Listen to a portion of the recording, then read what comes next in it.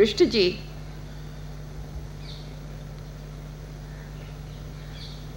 in this series of discussions, this is the last discussion. The field is very complex. Consciousness and the mind are in most of us have a mind which is filled and occupied with an infinity of complexities. Even though perhaps we made some ingress into this matrix, the density of it makes penetration or revelation of the full length and breadth and width of it impossible to comprehend in a very short while which is before us. Therefore, instead of pursuing these fragments which we have been doing of this total consciousness, would you, because in all that we have said, there is one big question which remains imprinted on the human mind, and that is the how of it. Most people see that there is a shrinkage of space in the human mind because of the various pressures which operate on it. Pressures of technology, pressures of population, pressures of incapacity to face complex situations, violence, terror, all of it is only increasing to narrow the space which is available to us within which to explore. I would suggest, sir, that in this last hour we have, an hour and a half that we have, if you go into not specific problems of fear or what is the future, which are all come into this major problem of what is the future of man, but laying bare the structure of the human mind, bring us face to face with the structure of thought. One of the major problems we have is most discussions concern themselves with the content and meaning of human thought. Though content and meaning are very important, when you are talking of a mutation at the root of the human mind, I think the structure of that mind and the structure of thought and the structure of perception and the action which leads to a ending of these complexities, not piecemeal, but an ending, can only can only be laid bare. Then it is for each one of us to investigate for ourselves into these complexities.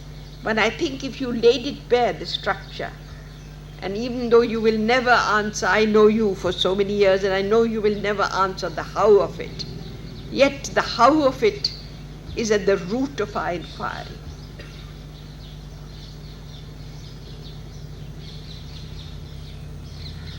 I think that lady should come in front. She'll be up here.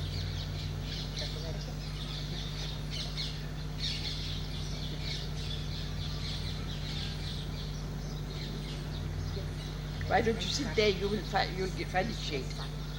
Yes, shade.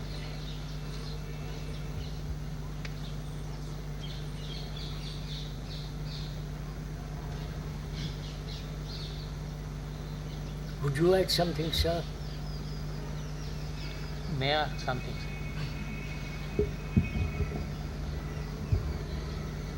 Obviously, there is an increase in suffering, especially man-made suffering, poverty, war,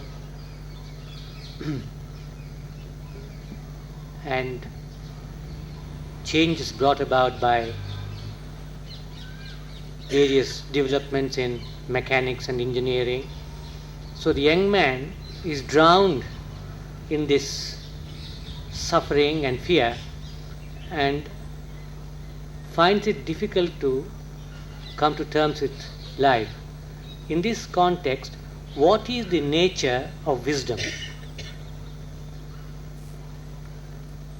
You were asking that same question yesterday.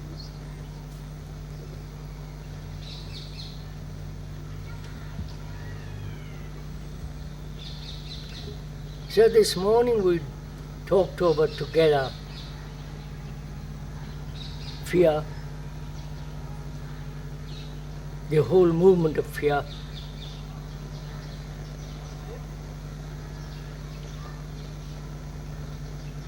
How do you listen to those statements? How do you read those statements? What is the impact of those statements?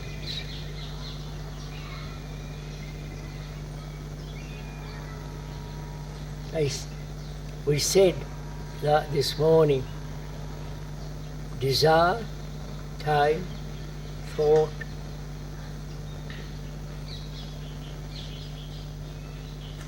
the hurts, the whole of that is fear. Right? And you tell that to me. You say it very clearly in words which are common. You have communicated to me the truth of it. Right? Not the verbal description of desire, time or thought, fear, thought. Your very statement and listening to that statement. I am not arguing with that statement. I am not opposing it or comparing what you said to something I already know, but I'm actually listening to what you say. It has entered into my consciousness.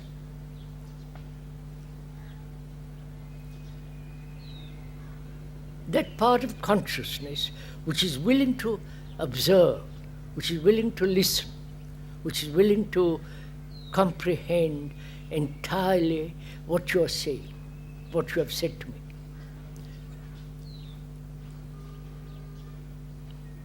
What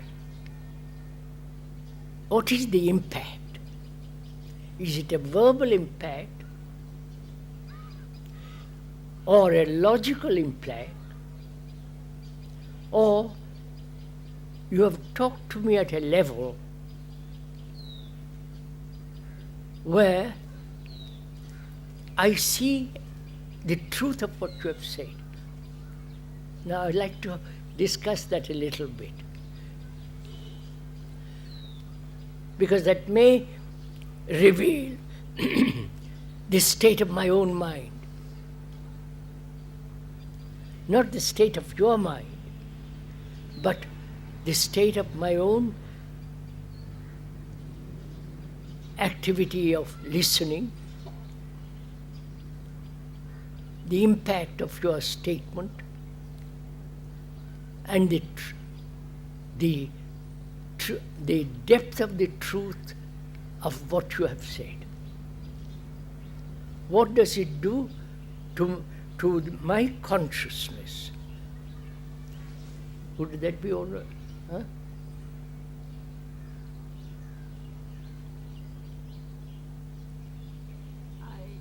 I feel, sir, that we will enter into another dialectic. Oh, I'm not into dialectics. I have a horror of all that. Further into it.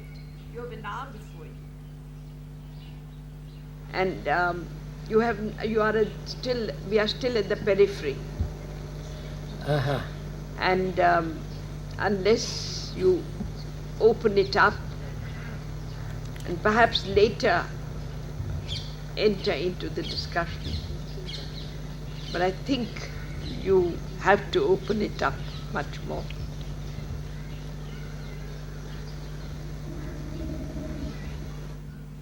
I don't quite follow how to open it up. That's why I'm looking at it. What do you mean opening it up? I am asking you the how of it. Right. Yes. Yes. I'll ask you, sir. Take the I'll devil's say- advocate. Yes, I'll say, you have said what you said this morning. We are speaking of the future of man, to the danger of technology taking over man's functions. Man seems paralyzed. And we are discussing, you said there are only two ways, either the way of pleasure or the way of another movement. which is- Inwardly. Now, I'm asking you the how of the other movement. Don't tell me that there is no how. No, I and understand. leave me. And so let me try and let me make it a little more earthy. We have to quench fear if we are to be free. Otherwise we drown ourselves in pleasures. Increasingly in this world, fear increases because of the processes that have been set in motion. I come back to the question, how do we begin to quench certain aspects of this fear so as to open the way to freedom?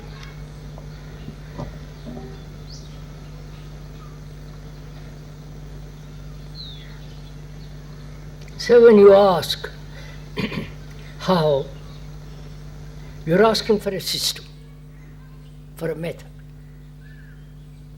for a practice. That's all. Not from you. No.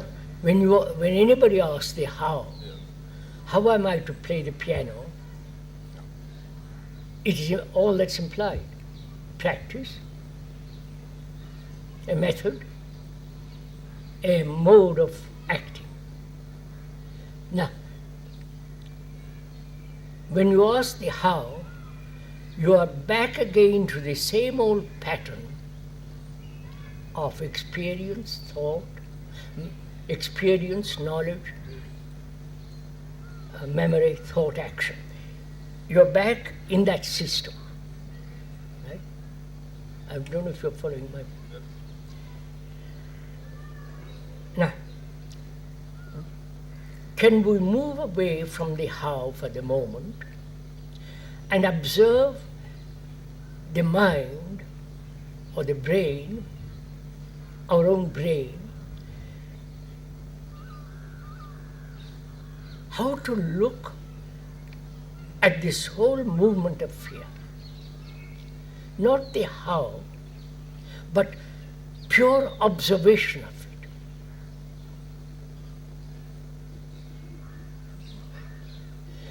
Which is not analysis. Observation is totally different from analysis. I'll explain it more. In analysis, there is always the search for a cause. In analysis, there is the analyzer and the analyzed. That means the analyzer is separate from the analyzed.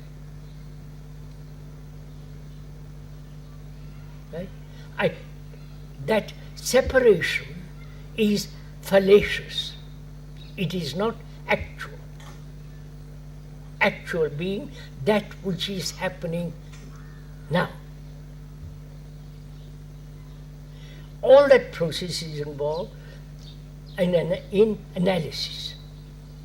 The analyzer and the analyzed, seeking a cause or the many causes of that particular action, and so on.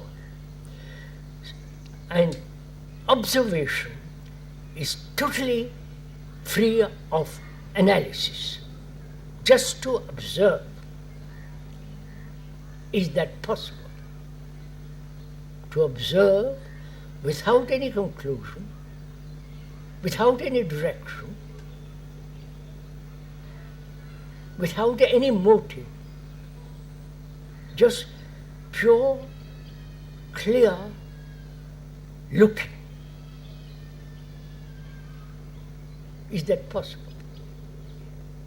Obviously it is possible. When you look at those lovely trees, it's very simple. But to look at the operation of the mind, the whole movement of existence, to observe it without any distortion, which is entirely different from analysis. In that observation, the whole process of analysis is revealed, and you go beyond it. Am I opening it up?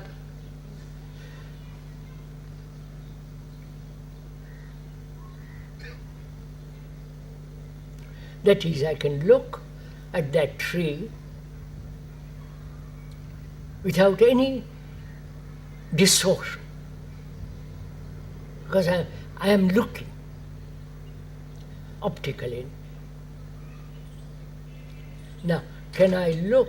Is there an observation of the whole activity of fear without trying to find the cause or asking how to end it, or try to suppress it or run away from it, just to look and stay with it. Stay with the whole movement of fear. I mean by staying with it, to observe without any movement of thought entering into my observation.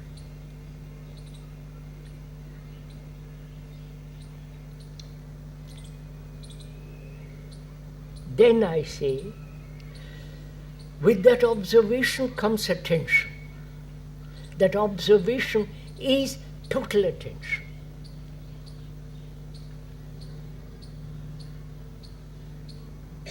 It's not concentration, it's attention. It's like focusing bright light on an object. Attention is that. And in that focusing of that energy, which is light, on that movement of fear, ends fear. Analysis will never end fear.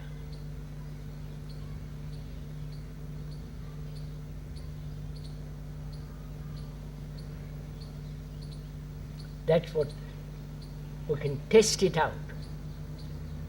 That is my mind capable of such attention, which is to bring all the energy of my intellect, emotion, nerves, to look at this movement of fear without any opposition or support or denial or all that.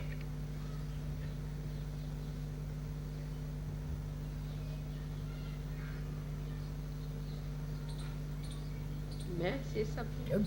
Please, it's not one dog speaking. Thought arises in observation.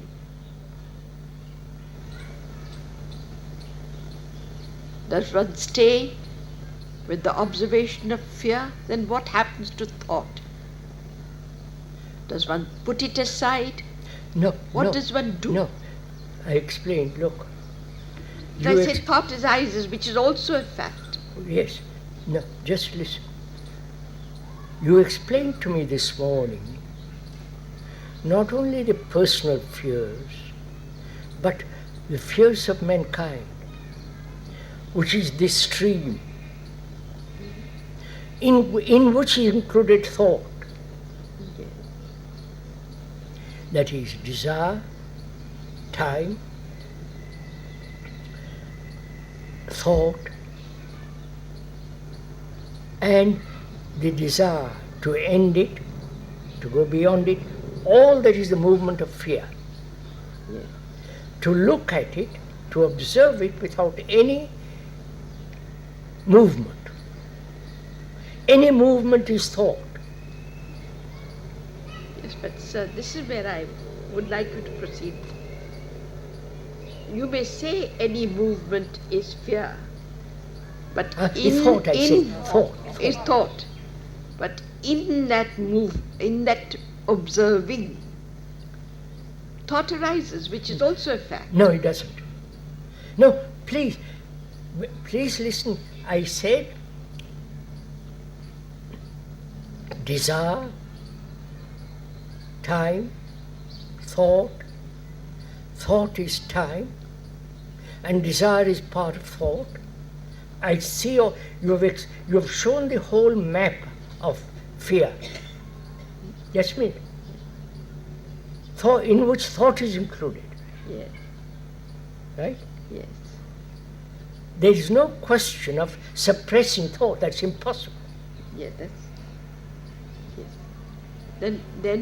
Then what does one do with thought if it arises? It won't arise when there is complete attention. It won't arise. But sir, you are positing something which it's a sort of taking for you take it for granted that such a state of attention exists. No, I don't. I Then- said first look at it. We don't give attention almost to anything, right? You've just now said something about thought. I listened to it very, very carefully. I was attending to what you are saying. Can you, not you personally, can you attend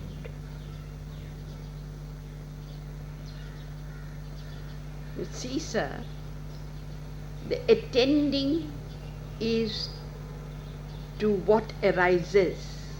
No, just look, can you find out, Prabhuji, what is attention? No, sir, I would like to. All right.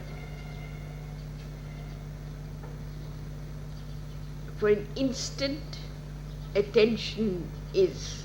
A bigger? For an instant, attention is. Yes. In that state of attention, attention is not and thought arises. This is the mind. Yes.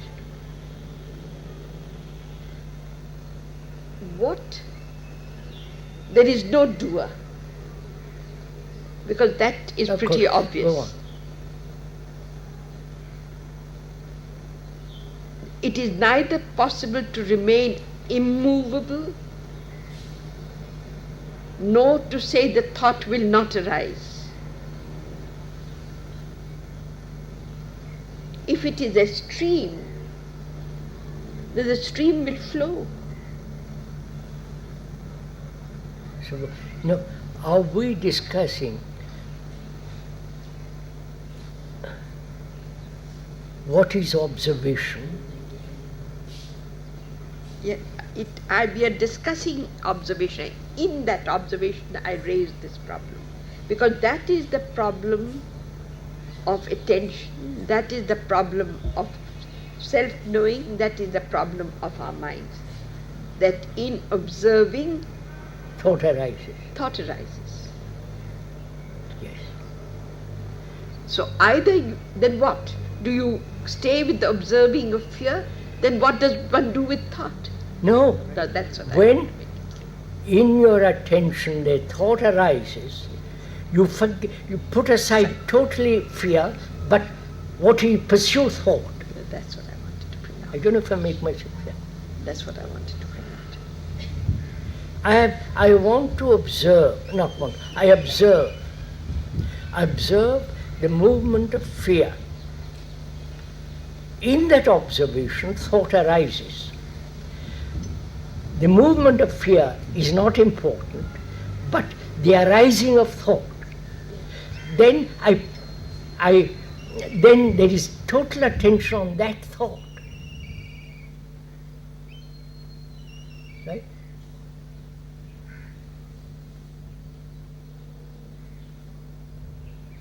What next? May I take it from? Please say. May I raise another aspect of it? All right. Sir, I believe that fearlessness, The end of fear, the end of fear, not the fearlessness. end of fear is non-analytical. The moment you analyze, you become fearful. No, yes, we've explained all that. Yes.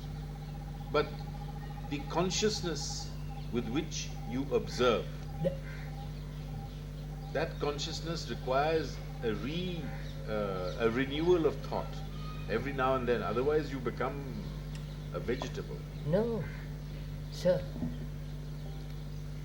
All right. There is this stream of fear, right? Tell me what to do. How am I, who have caught in fear of many kinds, how is it to end? Not the method, not the system, not the practice, but the ending of it. We said analysis will not end. That's obvious. So what will end it? A perception of the whole movement of this, a perception without direction.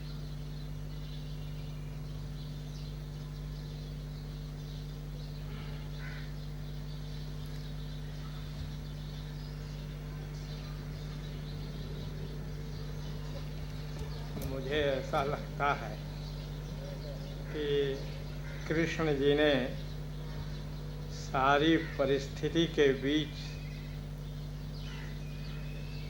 जो निरीक्षण की बात आज तक बताई,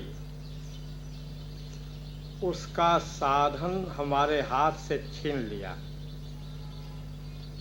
विश्लेषण किसी चीज, ये जितना सारी वातावरण परिस्थिति जिसमें सारी चीज़ें जो आप कह रहे हैं वे सब खड़ी हैं एक हमारे जैसे सामान्य आदमी के निरीक्षण में, लेकिन वह आपका निरीक्षण नहीं है। आपका निरीक्षण वह है जिसमें ये सारी परिस्थिति का दबाव न हो। परिस्थिति का दबाव टूटता है विश्लेषण से। अगर विश्लेषण नहीं होगा तो परिस्थिति का दबाव नहीं टूटेगा। जब परिस्थिति का दबाव नहीं टूटेगा तो आपका जो निरीक्षण अवधान है वह खड़ा नहीं हो पाएगा। ऐसा लगता है कि आप निरीक्षण चाहते हैं लेकिन विश्लेषण उसका नहीं चाहते, और विश्लेषण किए बिना निरीक्षण हो नहीं सकता, क्योंकि वो तो चारों तरफ के घेराव में वो खड़ा है। वो वास्तविकता को समझ नहीं पा रहा है, क्योंकि उसके पीछे सारी मान्यताएं घिरी हुई हैं, उसके सारे दिमाग भरे हुए हैं। अब इसमें निरीक्षण वो कैसे करेगा? अगर विश्लेषण करता तो टूटता। जब वह टूटेगा नहीं तो घेराव से निकलेगा नहीं। घेराव से निकलेगा नहीं तो वस्तु की जो वास्तविकता है उसका निरीक्षण वो कर नहीं पाएगा। तो मुझे ऐसा लगता है कि आप निरीक्षण चाहते हैं और विश्लेषण से उसको अलग कर देना चाहते हैं, तो लगता है कि जो सहारा है निरीक्षण पर पहुंचने के लिए, उस सहारा को आप तोड़ दे रहे हैं और निरीक्षण चाहते हैं। इससे एक खतरा है, इस प्रक्रिया में एक खतरा यह है कि कहीं आकस्मिक ढंग से निरीक्षण ना आ जाए, जो कि हमारे और भी साधनाओं के बीच में ऐसा माना जाता है कि वह, जैसे कहा जाता है, एक शब्द है शक्तिपात। शक्ति जो है, उस प्रकार का की जो शक्ति है, उसका अकस्मात पतन हो जाता है, आ जाता है, जो कि पूरे अपने परिस्थिति से अलग होकर उस वस्तु को पकड़ा देता है।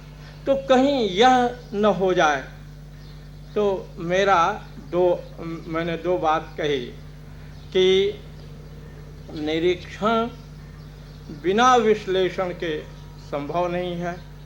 विश्लेषण से जितने परिस्थिति का घिराव है वह टूटता है, तब निरीक्षण हो पाता है। अगर विश्लेषण से आप निरीक्षण को इतना अलग कर देंगे तो एक आकस्मिक, जो आज तक अध्यात्मवाद का एक शस्त्र था कि अकस्मात कृपा बल से या किसी तरह से आ जाता था, वैसा कहीं आने न लगे।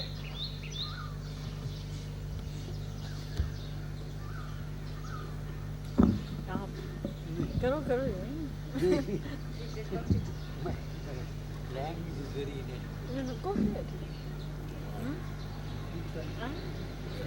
पंडित जी, निरीक्षण की अंग्रेजी कर दीजिए, बाकी का मैं कर दूंगी। So, if this was as simple as that, my dear, you think I would ask you examination also. No. These are highly loaded terms.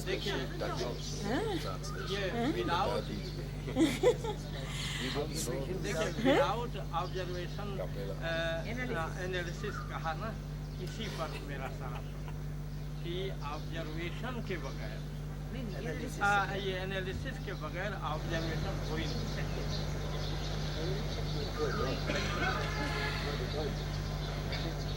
Sir, he has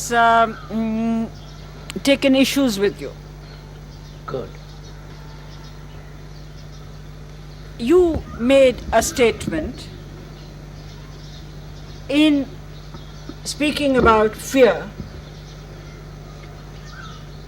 the observation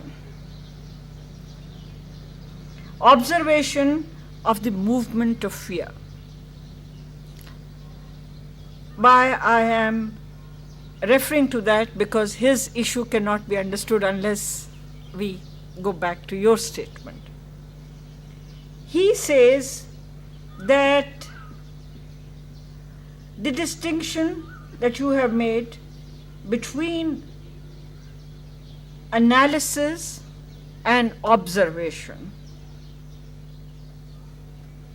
and the rejection of analysis which you have presented is not acceptable to him. He believes that it is only through analysis that the entire structure of tradition and the weight of memory can be broken.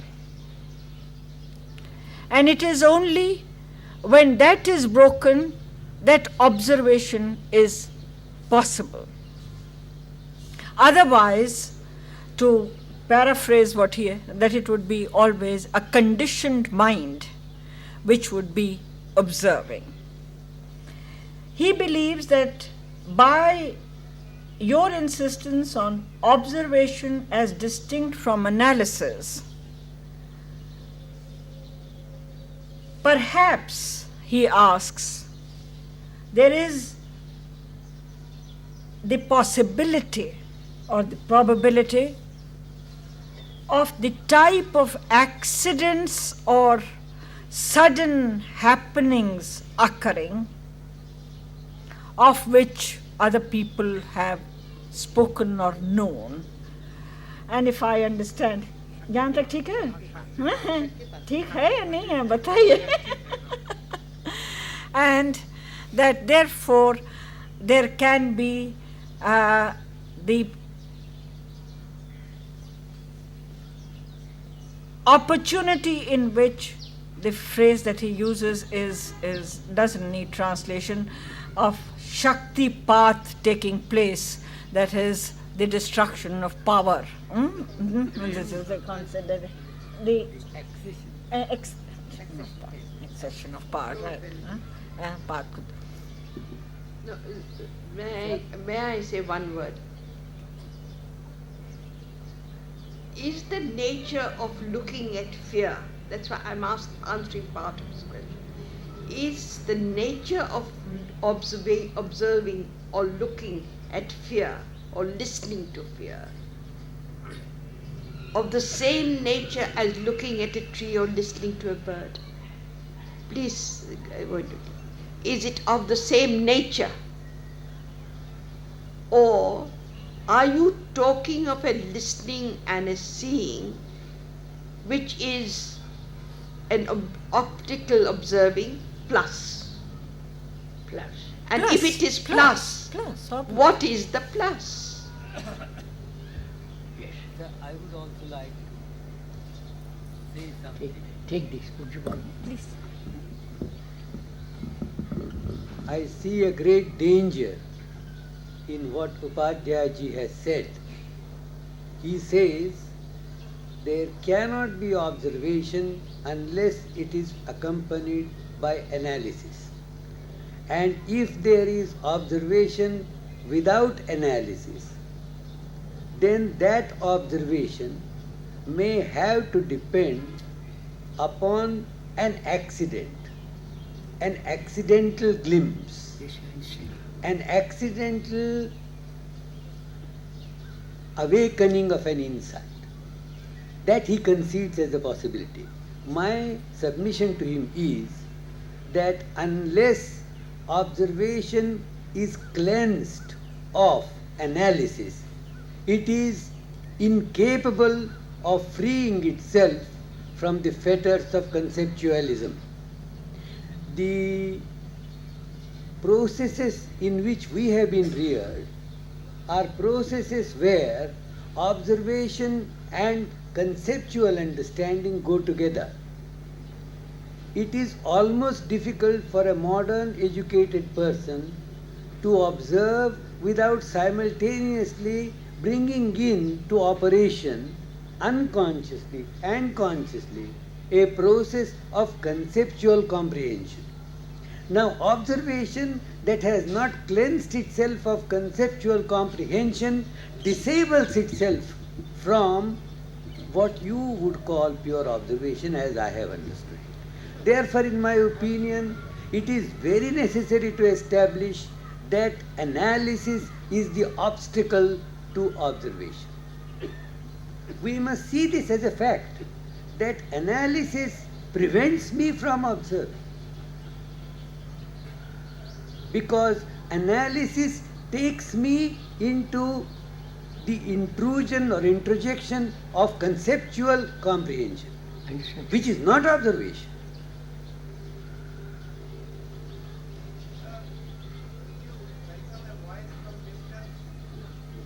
No, please.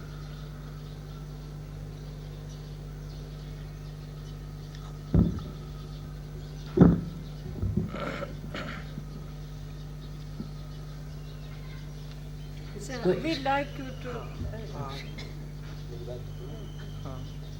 I think you. Sir, do we clearly understand the observer is the observed?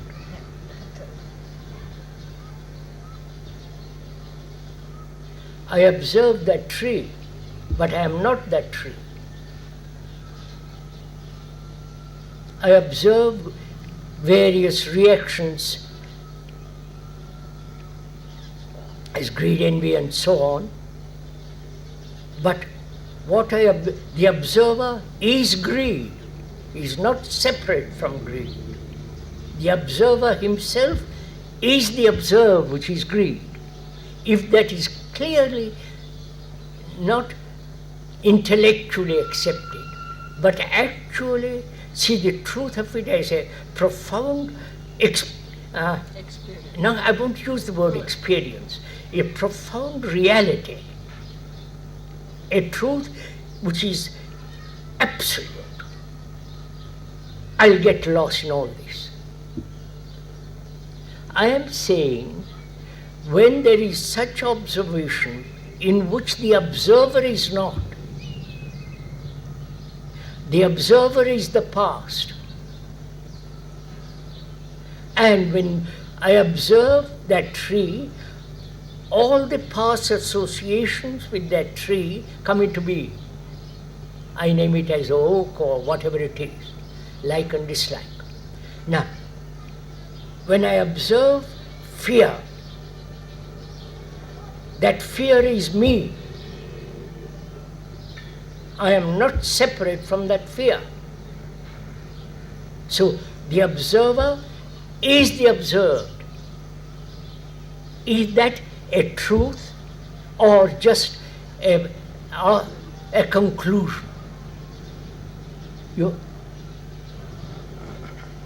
ये तो ठीक है, observation ये ठीक और नहीं observer है। एक ही है, नहीं, ये ठीक नहीं है हम लोग के एक दृष्टि ही से। है।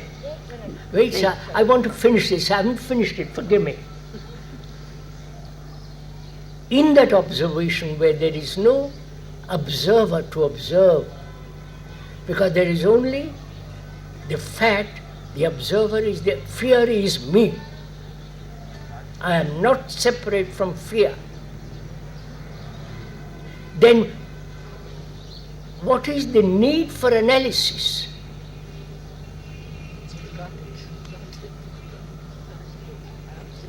I can, in that observation, if it is pure observation, then the whole process of analysis, the cause, the whole thing is revealed. I can logically explain everything from that observation without analysis. I wonder if I'm making myself clear. I think that's what we are missing. We are not clear on this particular point that the thinker is the thought. The experiencer is the experience. Would you agree to that? The experiencer, when he experiences something new, what he calls new is he has recognized it. Right? You're not meeting me. I've lost you. I experience something. To give to it a meaning,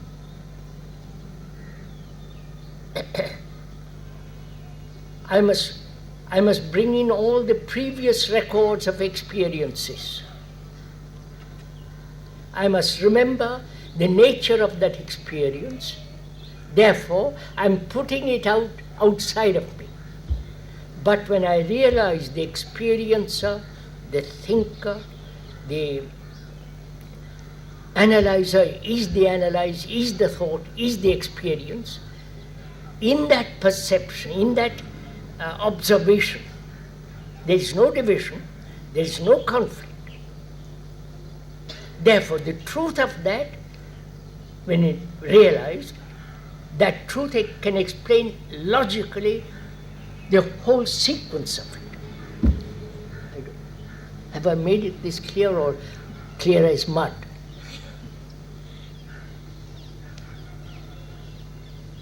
Sir, will you explain a little further the distinction between experience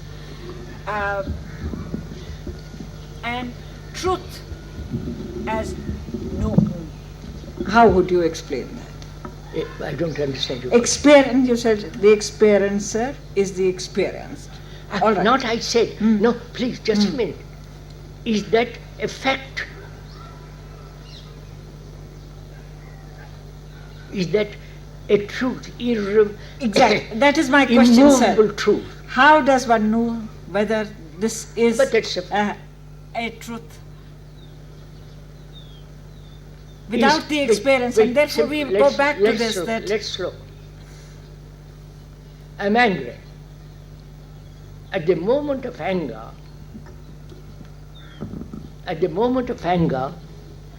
there is no me at all. There's only that reaction called anger.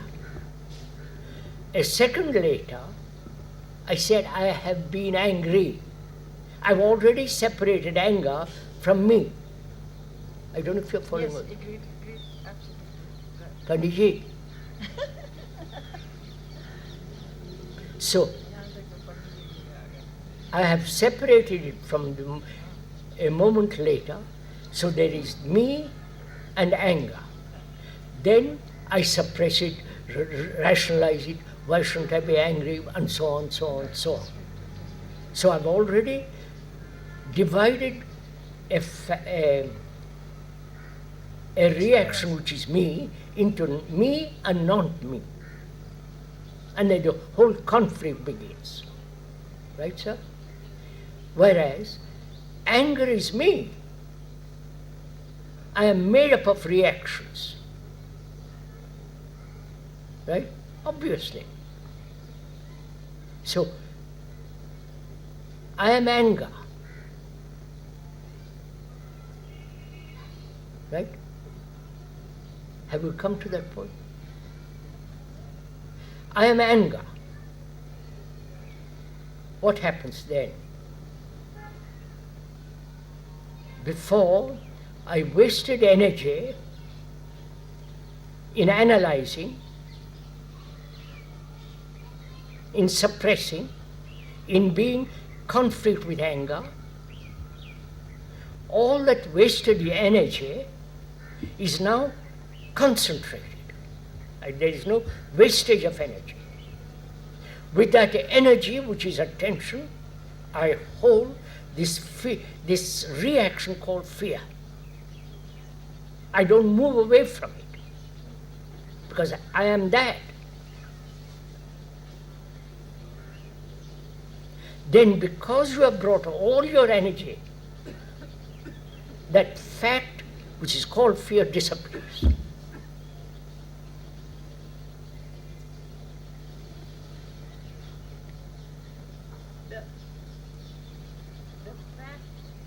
Fear may disappear, but if we take the example for the same observation analysis syndrome purpose of anger, now then if we do not rationalize it, where do we go from there? What, beg your pardon? Fear. Rationalize it. Where do we? We do not rationalize. The idea is that we just observe. We do not we don't let the thought emerge out of it or don't encourage it. Then that means that there should be no direction to this movement of... No, you have misunderstood, madam.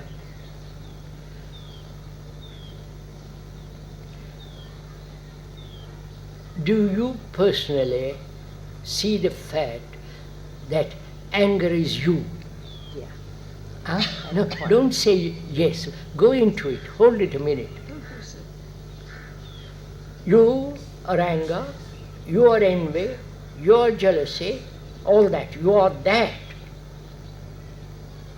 What will you do? What can you do? I am brown or white or pink. That's a fact. I stay with it. Because I am capable of seeing the truth of that, I can then rationalize, analyze, do anything you like, but that's a fact. Then the other things don't matter so much. Because I'm free, there is freedom from fear. I don't know if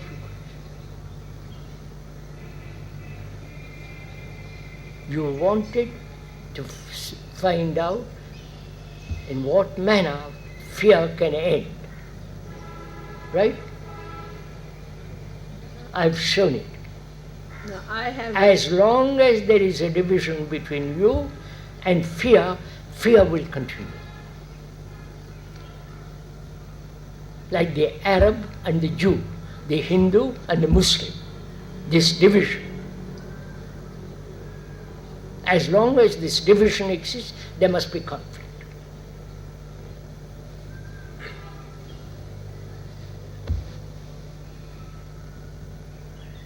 I'm not browbeating you, madam. I'm not trying to force you to accept this or not, but I'm just pointing it out. So who observes? That is the natural question which will come out of this. There is no who observes, there is only There's, the state of observation. does it come about spontaneously? Now, you have told me it is not analysis. Just listen. It's not analysis, it's not this, it's not that. And I discard it. I don't say, well, I'll discuss it. I've discarded it. So my mind is free from all the conceptual, analytical processes and so on. My mind now is listening to the fact that the observer is the observed.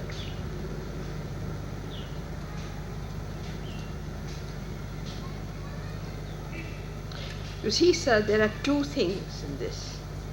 One is that when there is an observing of the mind, one sees the extraordinary movement in it, which is beyond anyone's control or beyond anyone's capacity to give even direction to. It is there. In that state, you say, bring all attention onto fear, which is all your energy. Which actually means bring all attention onto that which is moving. Yes. Let me put it this way. Which, Of course. now, this, which I come to again, I've asked you this question before, but I'm asking you again. When you question, the responses which I reflect with us do not arise with you. I don't quite follow what you're saying. When you question, When you? when you are questioned or you question yourself, in Yeah, our I minds, got your meaning. the responses immediately rise, the responses rise. Your responses do not arise. You hold a question. Yes, that's right. Now, what is the capacity which gives you that capacity to hold fear in consciousness? I don't think we have that capacity. I don't think it's a question of capacity. What is capacity? But I'll cut out the word capacity. Yes, that's it. There is a holding of fear. Yeah, that's all. That is, this movement which is like this gets immovable. That's right. And fear is held. Yes. With us it does not happen.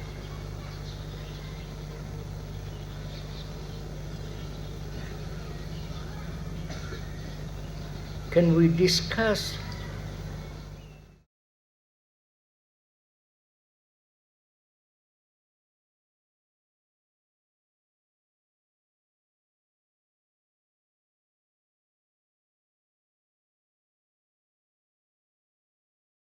that beauty, with that clarity which love brings? Hold it. Not say what is love, what is not love. Just,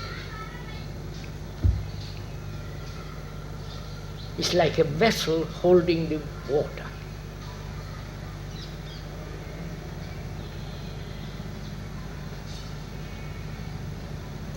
You're all skeptical?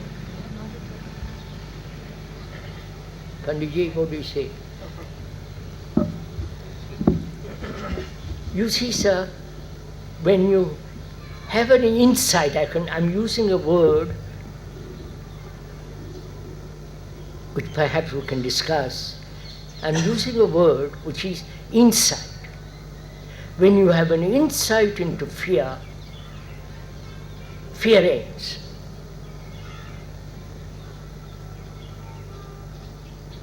The insight is not analysis, time, remembrance, all that. It is immediate perception of something. We do have it. Often we have this sense of clarity about something.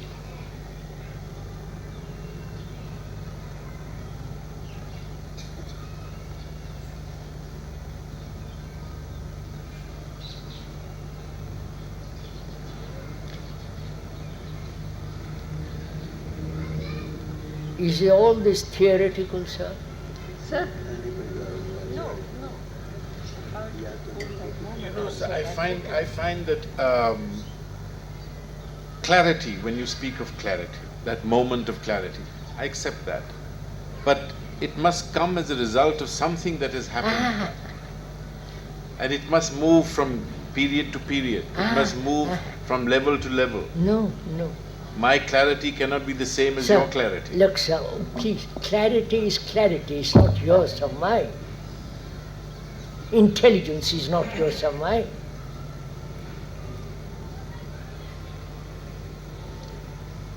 The content changes with each change in the mass of knowledge.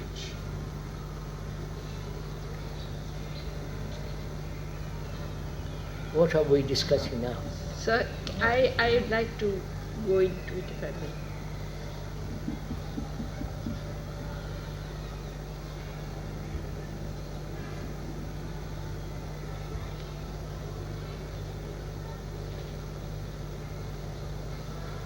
I'll start with one statement.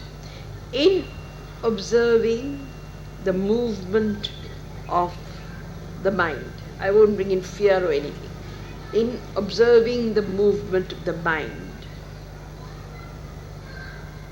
there is no point at which you say, I have observed totally and it is over. You can never say it. So you are talking of an observing, which is a state of being. That is, you move in observation. Your life is a life of observing. Yes. Let me put That's it. right.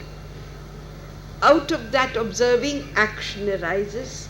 Out of that observing, analysis arises. Out of that observing, wisdom is that observing. Unfortunately, we observe and then enter into the other sphere of non-observing, and therefore have always this process, a dual process going on. None of us can say we do not know what observing is.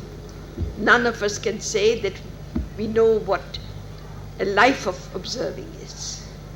No, but can't you observe, that I'm taking it very simply, can't you observe a person without any prejudice? Yes. Just I would say yes. Without any concept? Yes. What is implied in that observation? What is implied in that observation is, You observe me, just me. Yes. You observe me, or I observe you. You observe better, you observe me. How do you observe me? How do you look at me?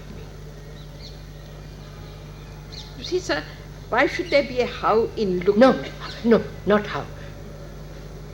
What is your observation of a person? I'll tell you what I would say. I'm asking you. If you're asking me, You about me, don't bring in others. I observe you.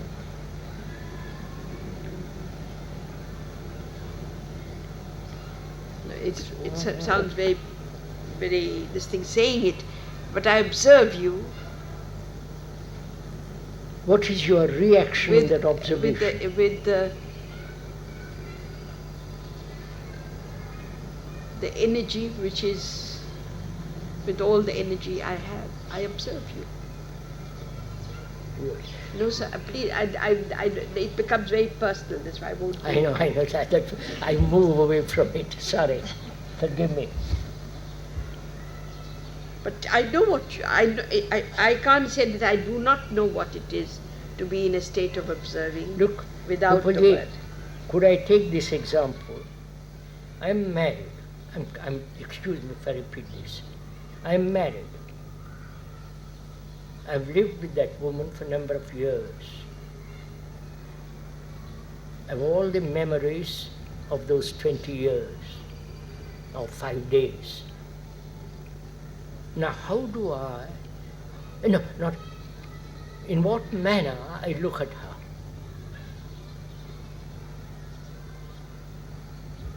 Tell me how. I am married to her, I've lived with her, sexual base, all the rest of it. And when I see her in the morning, how do I look at her?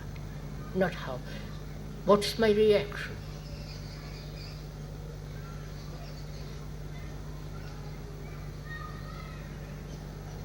Do I see her afresh as though for the first time? Or do I look at her with all the memories flooding into my mind? Either is possible. Huh? Either is possible. Either is possible. No, not anything is possible. But what happens actually? Do I observe anything for the first time? When I look at that moon, the new moon coming up, with the evening star, do I look at it as though I have never seen it before? The wonder, the beauty, the light, not poetic, I'm not going off in some poetic romance. But do I look at anything as though it was the first time I looked? Or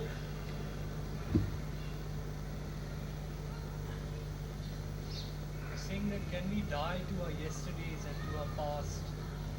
no, sir. So we are always looking with the burden of the past. Right, sir? So there is no actual looking.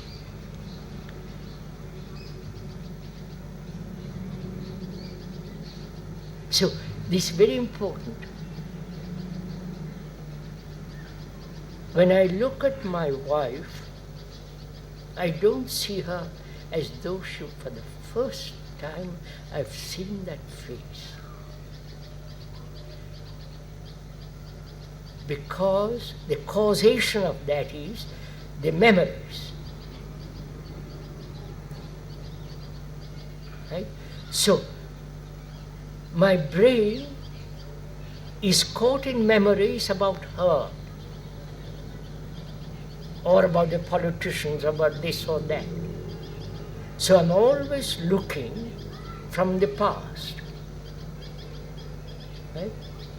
Now, don't just listen to it. Listen, not only with the hearing of the ear, but listen at depth. I am asking a question. Is it possible to look at that moon, at the evening star, as though it was the first time I've seen the beauty of it?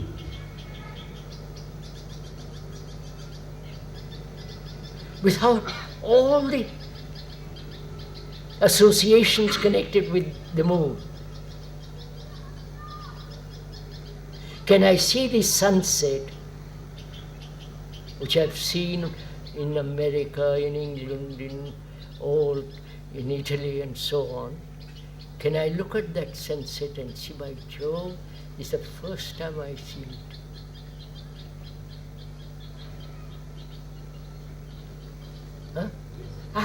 Don't say yes. That means my brain is not recording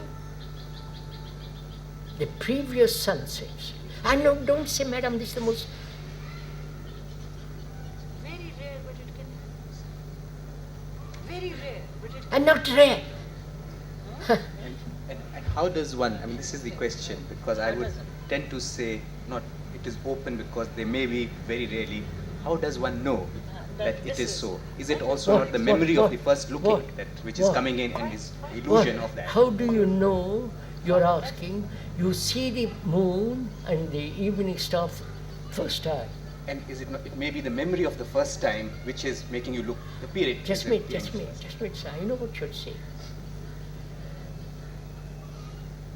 That leads to another question, which is it possible, I'm just asking, investigating, is it possible not to record except what is absolutely necessary?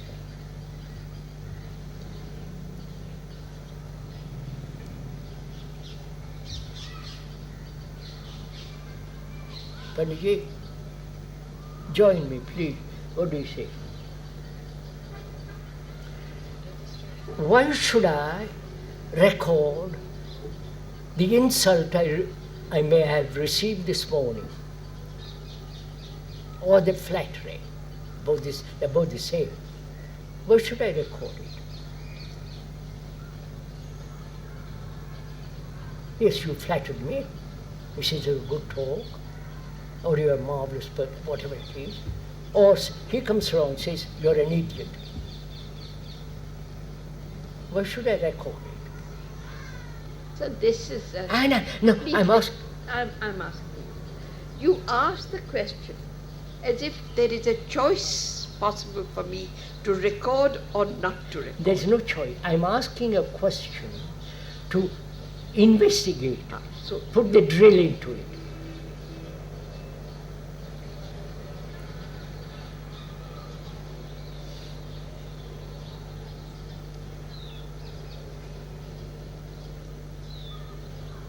Would you answer this question, Panditji? Because the brain is registering. The squirrel on that parapet this morning, the kites flying by, all that you have said in our discussion at lunch is recorded. So, it's like a gramophone record, it's playing over and over again, which is occupied. Mind is constantly occupied. Right? Now, in that occupation, you cannot listen. Obviously, you cannot see clearly. So one has to inquire why the brain is occupied. I'm occupied about God, he's occupied about sex, she's occupied about her husband, somebody's occupied with power, position, politics and cleverness. Why? Why this occupation from morning till night? And even when you go to sleep, the brain is occupied. Go on, sir, you go. Is it that when it is not occupied, the fear of being nothing? You understand my question? Because occupation gives me a sense of living. But if I'm not occupied, I say I'm lost. Is that why we are occupied from morning till night? Or is it a habit? Or is the sharpening itself? You follow? or this occupation is destroying the brain, making it mechanical. I don't know if you follow this. Now, just I've stated this. I've said, is it, is it, is it? Now, how do you listen to that? That is, do you, not you, Panditji, but does one see that one is occupied, actually?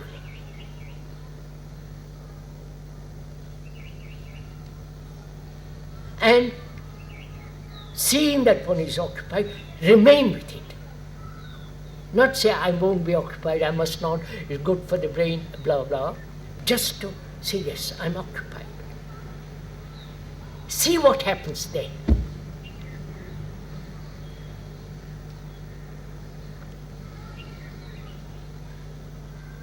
Because when there is occupation, there is no space in the mind.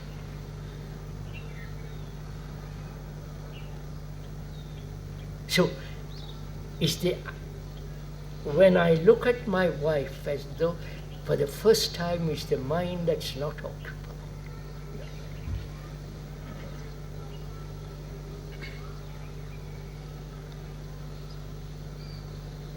We were going to talk once with Pupulji about sorrow, or we'll leave it now. I'll do it on Friday, Saturday.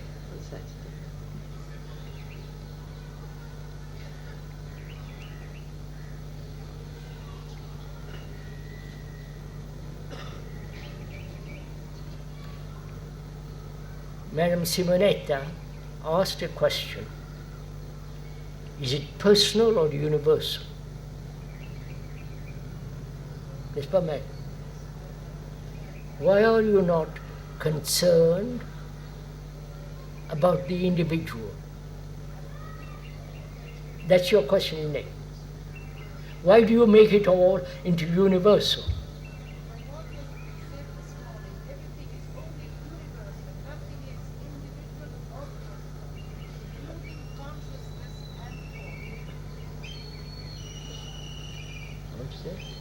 From what you said this morning, everything is universal and nothing is personal and individual, including consciousness and thought.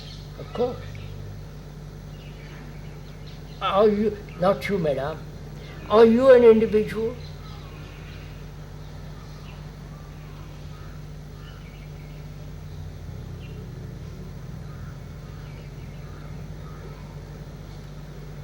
Am I an individual? Because I happen to be tall, short, I have a name, a form, maybe a bank account or no bank account, certain capacities. Does that make me an individual? What is an individual? Go on. Is my consciousness an individual? Mine? Is my brain mine?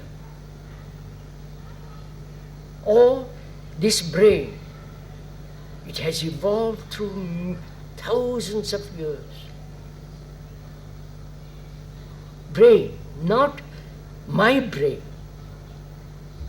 but is my pride, my sense of security, my sense of independence, sense of vanity, all that makes me think it is my special brain.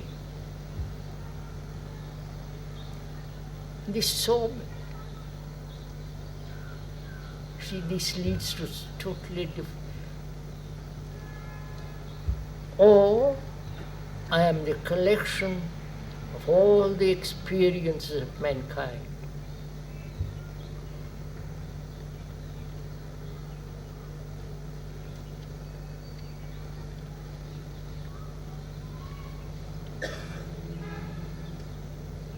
The story of all mankind is me. If I know how to read the book of me.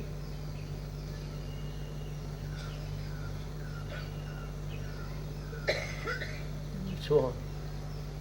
So, you see, we are so conditioned, if I may use that word with respect, we are so conditioned to this idea that we are all separate individuals, that we all have separate brains. And these separate brains, with their self-centered activity, is going to be reborn over and over and over again.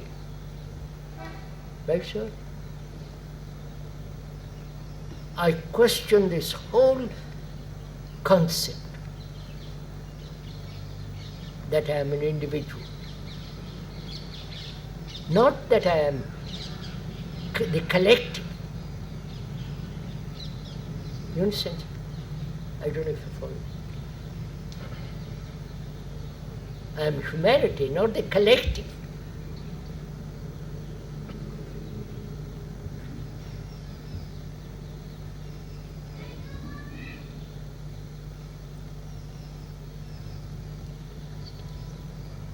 What time is it?